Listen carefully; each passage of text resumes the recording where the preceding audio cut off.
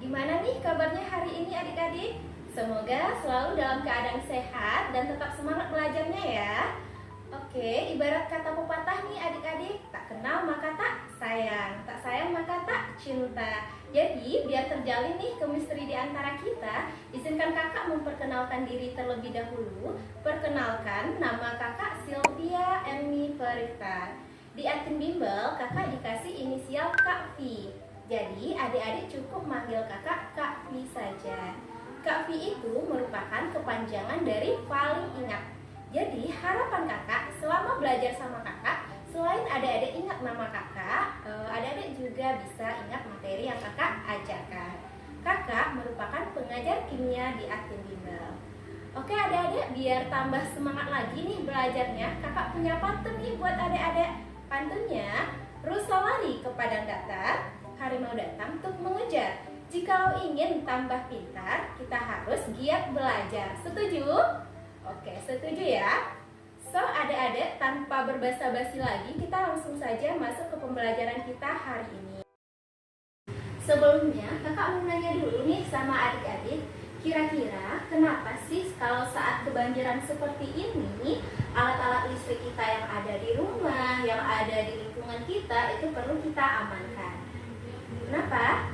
Ya, benar sekali, karena hal tersebut dapat menyebabkan kita kesetrum atau terjadinya korsleting listrik. Kira-kira kenapa bisa terjadinya kesetrum tersebut? Nanti akan kita bahas lebih detail di materi kita hari ini, yaitu tentang larutan elektrolit dan larutan non-elektrolit. Oke, sebelumnya kita bahas dulu tentang larutan. Apa itu larutan? Larutan adalah campuran homogen antara zat terlarut dan zat pelarut. Sehingga tidak bisa kita bedakan lagi nih adik-adik, mana yang zat terlarutnya dan mana yang zat pelarutnya. Contoh larutan itu apa Kak? Contohnya adalah larutan gula. Jadi saat kita melarutkan gula ke dalam air dan sudah tercampur homogen, kita tidak bisa membedakan lagi mana yang gulanya, mana yang airnya. Sehingga itulah yang disebut dengan larutan. Ya, berdasarkan daya hantar listriknya, larutan itu terbagi atas dua adik-adik. Ada namanya larutan elektrolit dan ada namanya larutan non-elektrolit. Oke, kita bahas satu-satu dulu. Yang pertama adalah larutan elektrolit. Bisa adik-adik perhatikan, larutan elektrolit adalah larutan yang bisa mengantarkan arus listrik. Karena apa dia bisa mengantarkan arus listrik? Karena di dalam larutan elektrolit tersebut terdapat ion-ion yang bergerak bebas, sehingga dia bisa mengantarkan arus listrik adik-adik. Dan untuk pembagiannya sendiri, larutan elektrolit ini terdiri atas dua jenis. Ada namanya larutan elektrolit kuat, dan yang kedua ada namanya larutan elektrolit lemah. Pertama, kita bahas dulu larutan elektrolit kuat. Oke, tadi sudah kita singgung juga nih adik-adik, kalau larutan elektrolit itu adalah larutan yang terionisasi menjadi ion-ionnya sehingga dapat mengantarkan arus listrik. Jadi, untuk larutan elektrolit kuat ini, dia terionisasi secara sempurna. Itu ciri-ciri yang pertama. Untuk ciri-ciri yang kedua, larutan elektrolit ini mempunyai derajat ionisasi atau kita lambangkan juga dengan alfa. Alfanya sama dengan 1. Yang ketiga, reaksi dari larutan elektrolit kuat ini adalah reaksi irreversibel. Reaksi irreversibel maksudnya di sini adalah reaksi yang tidak dapat balik adik-adik. Jadi kalau misalkan di persamaan reaksi, tanda panahnya itu cuma 1 saja. Nah, reaksinya tidak dapat balik. Saat kita uji dengan alat penguji larutan elektrolit, ternyata larutan elektrolit kuat kita ini menunjukkan ciri-ciri. Yang pertama, itu nyala lampunya terang. Oke. Yang kedua, terdapat banyak gelembung gas. Itulah ciri-ciri dari larutan elektrolit kuat ini. Jadi biar gampang mengingatnya, kakak kasih konsep petir ya adek. Kakak kasih konsep petir yang dibungkus dengan rasa cinta yang menggelegar. Karena kalau kita sudah cinta, pasti tak akan lupa. Petirnya apa dek? Petirnya itu terbang. Adik-adik kan udah tahu tuh ciri-ciri dari larutan elektrolit kuat itu apa saja. Jadi untuk contohnya di dalam kehidupan sehari-hari, ada 3 kelompok besar yang termasuk ke dalam larutan elektrolit. Yang pertama adalah asam kuat. Jadi semua golongan asam kuat itu adalah elektrolit kuat. Asam kuat itu apa saja, Kak? Inilah contohnya adik-adik. Jadi biar gampang mengingatnya, Kakak kasih juga konsep petir yang dibungkus dengan rasa cinta yang menggelegar. Petirnya apa, Kak? Nomor, celana, bro, sule itu pertama. Oke, nomor untuk HNO3, celana untuk HCl, bro itu untuk HBr, sule itu untuk H2SO4, I itu untuk asam iodida, pertama itu untuk asam perklorat. Oke, itu untuk senyawa asam kuat dan tergolong ke dalam larutan elektrolit kuat. Yang kedua ada juga golongan basa kuat.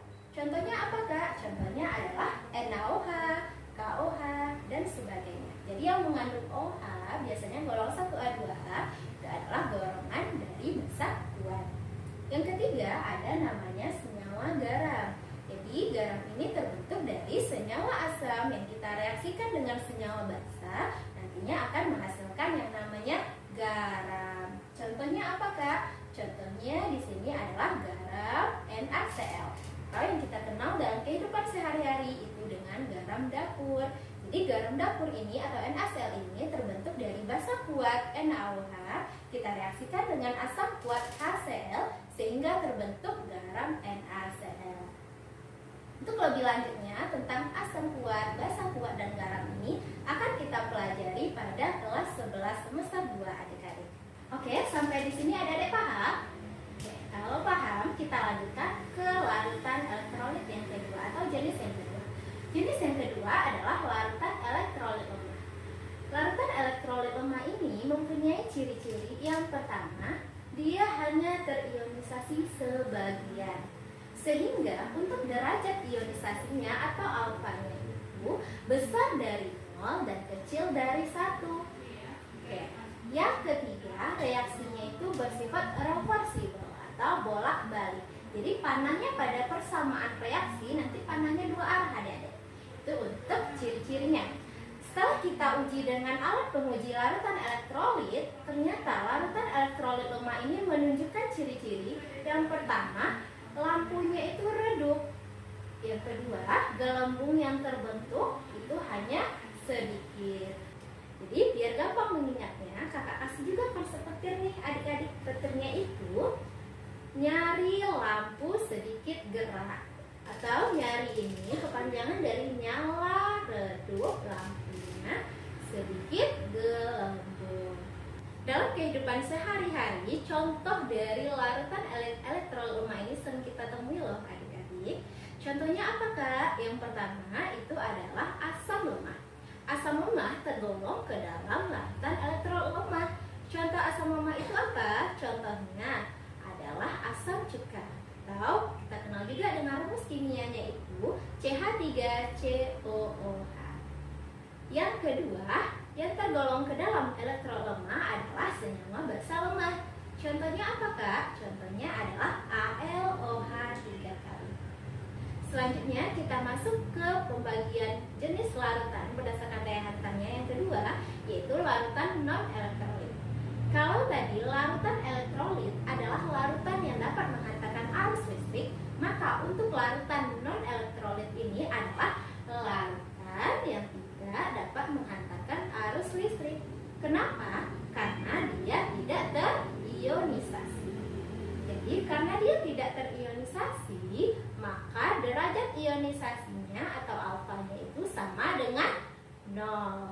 Oke, sampai situ paham adik-adik? Ya, untuk ciri-cirinya saat kita uji dengan alat penguji elektrolit menunjukkan yang pertama, nyala lampunya itu tidak ada atau bisa dikatakan lampunya itu mati. Yang kedua, tidak terdapat gelembung gas. Untuk contoh larutan non-elektrolit di dalam kehidupan kita, yang pertama itu golongan gula. Golongan gula itu ada apa aja, Kak? Nah, ini ada beberapa yang kakak jelaskan ya. Yang pertama ada yang namanya glukosa. Glukosa itu rumus kimianya C6H12O6. Yang kedua ada namanya sukrosa. Sukrosa itu rumus kimianya C12H22O11 dan sebagainya. Selain golongan gula, ada juga yang namanya urea. Urea juga merupakan larutan non-elektrolit. Urea ini mempunyai rumus kimia CONH22 kan. Selanjutnya apa Kak? Selanjutnya itu ada alkohol. Alkohol itu juga bukan merupakan larutan elektrolit atau tergolong larutan non-elektrolit. Alkohol ini contohnya ada etanol misalnya dengan rumus kimia C2H5OH. Baik adik-adik, biar makin paham lagi nih tentang larutan elektrolit dan non-elektrolit, kakak akan berikan gambar gimana sih bentuk larutan elektrolit dan non-elektrolit tersebut. Ini gambarnya adik. Yang pertama, ini adalah larutan elektrolit. Bisa adik perhatikan? Ya, di gambar ini terlihat banyaknya gelembung-gelembung gas di dalam gelas kimia larutannya. Iya kan? Selanjutnya, untuk lampunya itu menyala dengan terang. Oke, jadi ini tergolong ke dalam larutan elektrolit kuat. Yang kedua, kita lihat itu larutannya ada gelembung gas cuman sedikit dan lampunya itu menyala tapi redup. Jadi bisa kita katakan untuk yang larutan kedua ini adalah larutan elektrolit lemah. Oke, yang ketiga. Pada gambar yang ketiga ini, coba ada perhatikan lebih detail. Nah, di gambar ini terlihat larutannya itu tidak ada gelembung. Dan untuk lampunya itu juga mati. Jadi bisa kita katakan kalau larutan kita yang ketiga ini merupakan larutan non-elektrolit. Sampai di situ paham adik-adik? Oke, biar makin paham lagi, kita langsung masuk ke contoh soal kita pada hari ini. Oke, contoh soal yang pertama. Perhatikan hasil uji daya hantar beberapa larutan di bawah ini. Ada 5 larutan. Oke, bisa ada dilihat ada 5. Larutan yang bersifat elektrolit kuat dan elektrolit lemah berturut-turut adalah A. 1 dan 2, B. 1 dan 3, C. 2 dan 3, D. 2 dan 4, E. 4 dan 5. Kira-kira apa jawabannya adik-adik? Oke, kita analisis dulu. Kita lihat larutan yang pertama. Pada larutan yang pertama bisa ada dilihat juga lampunya menyala dengan bagaimana? Dengan terang ya. Lampunya terang. Terus gelembungnya perhatikan lagi. Gelembungnya itu banyak. Jadi bisa kita katakan larutan yang pertama larutan elektrolit kuat. Oke, kita lihat gambar kedua. Larutan kedua. Di larutan kedua itu gelembungnya banyak, cuman lampunya redup. Jadi untuk larutan yang kedua ini kita katakan dengan larutan elektrolit lemah. Kita lihat yang ketiga. Yang ketiga ini lampunya mati dan gelembungnya itu tidak ada. Jadi ini tergolong ke dalam larutan non-elektrolit. Kita lihat yang keempat. Pada gambar yang keempat ini terdapat gelembung, cuman gelembungnya hanya sedikit dan lampunya juga mati. Jadi bisa kita katakan dia tergolong larutan elektrolit lemah. Dan gambar yang kelima ini sedikit gelembung juga dan lampunya juga mati. Jadi berturut-turut larutan elektrolit kuat dan larutan elektrolit lemah adalah yang benarnya opsi A 1 dan 2. Selanjutnya kita bahas soal nomor 2. Soal nomor 2 kita, kristal NaCl tidak menghantarkan arus listrik. Sedangkan larutan NaCl dapat menghantarkan arus listrik. Dari pernyataan tersebut, kesimpulan yang benar adalah A. Kristal NaCl ion-ionnya bergerak bebas. B. Kristal NaCl ion-ionnya tidak bergerak bebas, sedangkan larutan NaCl ion-ionnya bergerak bebas. C. NaCl merupakan senyawa ion. D. NaCl merupakan senyawa kovalen. E. Dalam larutan NaCl menyerap ion positif dan ion negatif dari air. Kira-kira jawaban yang benar yang mana ya? Kita analisis satu-satu. Untuk option A, kristal NaCl ini ionnya tidak bergerak bebas karena dia tidak kita larutkan, jadi hanya dalam bentuk padatan sehingga tidak ada ion-ion yang bergerak bebas. Jadi jawaban yang paling tepat di itu adalah option B. Sedangkan untuk option C, benar NaCl itu merupakan senyawa ion, tapi kan kita tidak tahu keadaannya di sini, entah dia dalam bentuk kristal atau larutan, jadi kurang tepat. Kalau yang B, NaCl bukan merupakan senyawa kovalen, jadi tidak benar ya. Jadi option yang paling tepat adalah yang B. Gimana adik-adik? Paham kan pembelajaran kita pada hari ini? Oke, sebelum kita tutup, kakak ada kata-kata motivasi nih buat adik-adik. Hidup itu akan terasa mudah jika kita pernah merasakan susah.